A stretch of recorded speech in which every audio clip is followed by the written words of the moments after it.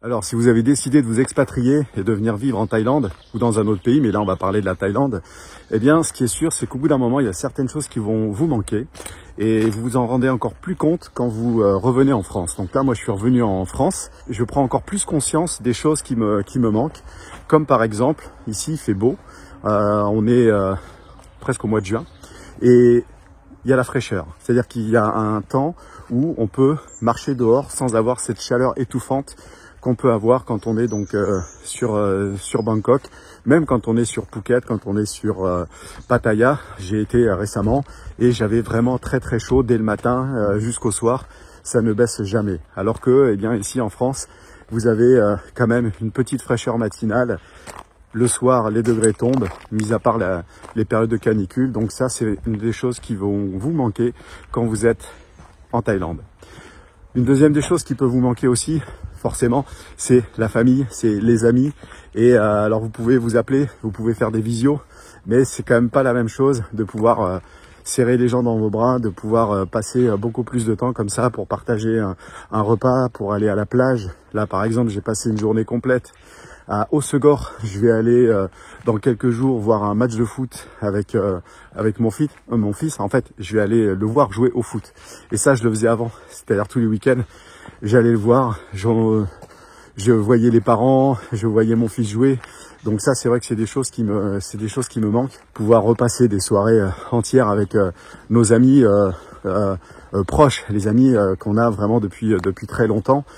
Bien évidemment que j'ai d'autres amis maintenant en Thaïlande avec qui je partage des bons moments, mais mes amis proches, eh bien eux forcément ils vont me manquer. Ce qui me manque aussi quand je suis en Thaïlande, c'est de pouvoir parler français comme ça tout au long de la journée. Parce que vous êtes dans un autre pays, vous êtes obligé de parler anglais. Hein. Alors mon thaïlandais c'est encore un peu plus compliqué.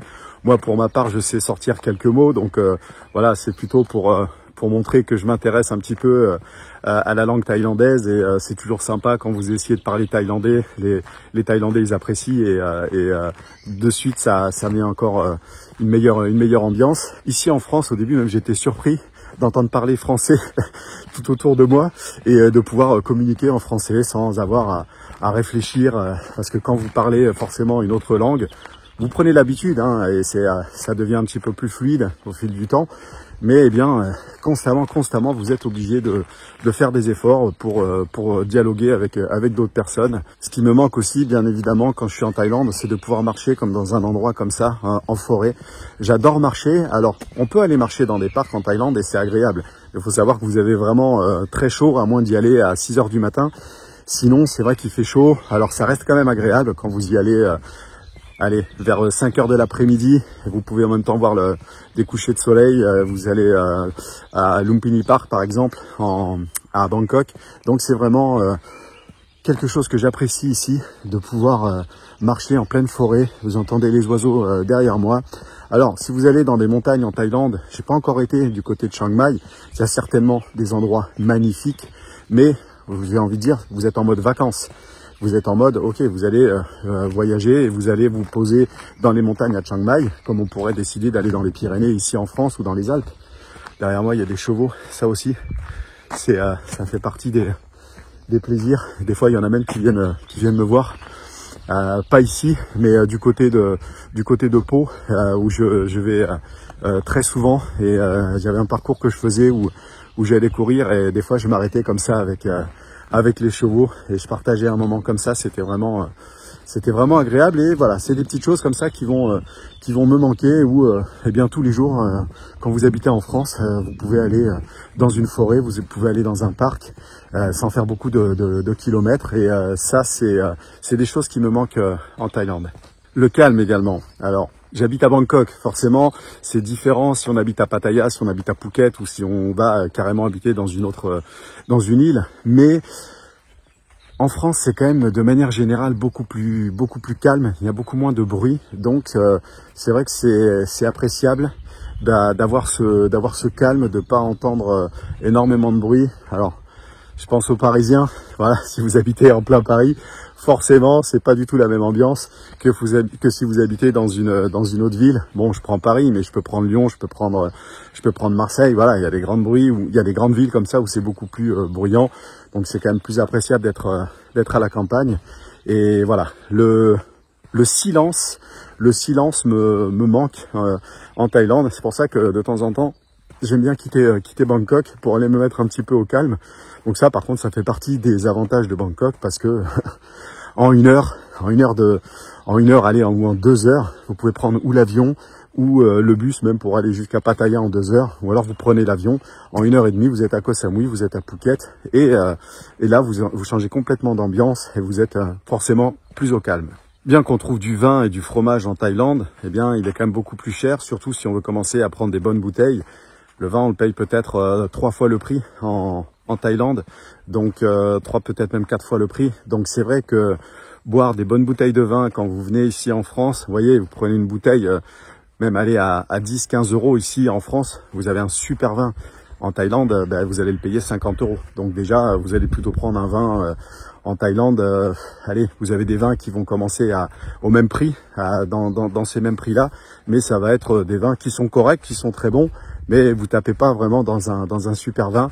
Donc ça aussi, on va dire que ça peut me manquer. Après, je suis pas un grand buveur de vin, c'est juste que voilà, ça me fait plaisir de revenir en France et de pouvoir profiter donc de boire des meilleurs vins que je ne boirais si j'étais en Thaïlande. Ensuite, concernant la gastronomie, il n'y a rien qui me manque puisque de toute manière, c'est vrai qu'on peut tout avoir en Thaïlande. Faut pas croire qu'on mange que des plats thaïlandais et on peut vraiment manger à l'européenne et très très bon aussi. Donc au niveau de la gastronomie, il n'y a rien du tout qui me manque. Il n'y a pas de plat particulier. D'ailleurs, je suis un peu surpris ou choqué de revoir les prix qui sont pratiqués dans les restaurants, ce qui est justifié. Je suis pas en train de dire que les restaurateurs ils sont en train de vous allumer pour rien, parce que voilà, entre les charges, entre les loyers, entre surtout les charges de personnel, eh bien forcément ils sont obligés d'augmenter les prix. Donc ça limite quand même fortement la possibilité d'aller tous les jours au restaurant comme je peux le faire quand je suis en Thaïlande. Une autre chose aussi qui me manque quand je suis en Thaïlande, c'est au niveau de l'humour, parce que moi j'aime bien plaisanter tout le temps. Là par exemple, j'avais été acheter un iPad pour ma mère et puis j'arrive pour payer à la caisse et en fait moi j'avais retiré de l'argent et j'allais le payer en espèces. Donc la femme elle contrôle les billets, elle les passe à la machine et puis je sais pas, apparemment il y en a 2-3 qui sont pas passés à la machine. Alors elle les inspecte et tout. Et moi je lui dis franchement je les réussis bien mes billets, mes faux billets. Donc à mon avis vous allez pas pouvoir vous en rendre compte. Et là la femme elle a rigolé et elle me dit écoutez la prochaine fois que vous en faites vous m'en donnez, etc. Et j'aime bien plaisanter avec les commerçants. C'est des moments qui vont me manquer en Thaïlande, parce que en Thaïlande si je veux faire une blague faut que je la fasse en anglais, en sachant que les Thaïlandais ils ont pas du tout le même humour que nous. Ça il faut le savoir aussi. Donc vous pouvez vouloir penser être sympa et être voilà, mettre une bonne ambiance en sortant une blague, mais méfiez-vous parce que ils peuvent le prendre au premier degré et donc vous risquez peut-être de vous tirer une balle dans le pied et de vraiment passer pour quelqu'un qui est pas sympa et puis vous griller quoi. Ce qui me manque également quand je suis en Thaïlande, c'est des belles routes comme on peut avoir en France. C'est-à-dire qu'en France, vous avez quand même des routes la plupart du temps, j'ai envie de dire à 80% qui sont en bon état. En Thaïlande, c'est pas toujours le cas. Donc, surtout même sur Bangkok en fait, où même si la route apparaît propre, je parle pas des routes qui sont en pleine campagne avec des nids de poules de partout. Par exemple, vous avez des bouches d'égout qui sont décalées. Donc, à chaque fois que vous roulez sur une bouche d'égout, et je peux vous dire qu'il y en a plein parce que ça permet l'évacuation. Vous savez quand il pleut beaucoup. Eh bien, en fait, à chaque fois vous tassez la colonne vertébrale. Quand vous passez sur ces bouches d'égout, que ça soit en voiture ou encore plus en scooter. Donc c'est pour ça que souvent en scooter vous les évitez. Donc la qualité des routes françaises me manque. Les autoroutes aussi. Alors après voilà, les autoroutes ça coûte une blinde en France, alors que quand vous êtes en Thaïlande, les autoroutes sont vraiment pas chères et là pour le coup, elles sont en très bon état. J'ai donc fait le tour de ce qui me manque quand je vis en Thaïlande. Pour l'instant, j'ai pas d'autres choses qui me viennent à l'esprit, soit quand j'étais là-bas ou soit d'être ici quand je suis revenu en France. Donc je tenais à faire cette vidéo justement pour eh bien vous prévenir de ce qui peut vous manquer quand si vous avez décidé en fait de vous expatrier et que vous pensez que tout va être magnifique, tout va être magique. Oui, c'est génial, oui, c'est super. Je me pose là pas du tout la question à me dire, parce que j'ai pas mal d'amis qui me disent, ah t'es en France, mais tu fais quoi? T'es revenu définitivement ou tu repars? Je dis, ah non, non, je repars. Pour moi, la France, c'est fini. C'est fini en tout cas pour de nombreuses années. J'ai vraiment pas envie de rentrer vivre en France, mais forcément, il y a ces choses-là qui me manquent et que si vous décidez de vous expatrier, eh bien, elles vont vous manquer aussi et on est tous différents. Donc pour moi, sur une échelle de 1 à 10, les choses qui me manquent, eh bien, elles vont être à 2. Peut-être que pour des personnes différentes, eh bien, ça va être un petit peu plus lourd, que ça soit par rapport à la famille, que ça soit par rapport à la chaleur, que ça soit par rapport au bruit, enfin je sais pas, oui, on est tous différents, donc pensez-y et surtout, eh bien, si vous n'êtes jamais venu en Thaïlande, venez visiter ce pays. Venez donc, comme des fois je le dis souvent, ne faites pas que sur les îles paradisiaques, passez un petit peu de temps à Bangkok. Vous n'avez pas besoin de passer 10 jours, hein. Mais si vous avez prévu de venir en vacances 3 semaines en Thaïlande, passez 3 jours sur Bangkok, que ça soit quand vous arrivez ou que ça soit quand vous repartez, parce que vous serez obligé de reprendre l'aéroport de Bangkok pour repartir sur Paris. Passez 2-3 jours sur Bangkok, allez voir les parcs, allez voir les rooftops, faites quelques soirées et visitez les malls et vous pouvez visiter également des temples. Il y a plein de choses à faire. Dans n'importe quel hôtel dans lequel vous arrivez, vous leur demandez et souvent ils ont une liste de choses à faire. Et d'ailleurs, je pourrais peut-être faire une vidéo à ce sujet en vous donnant justement qu'est-ce que vous pourriez faire, quel temple aller voir en priorité, parce que vous n'allez pas forcément tous les faire.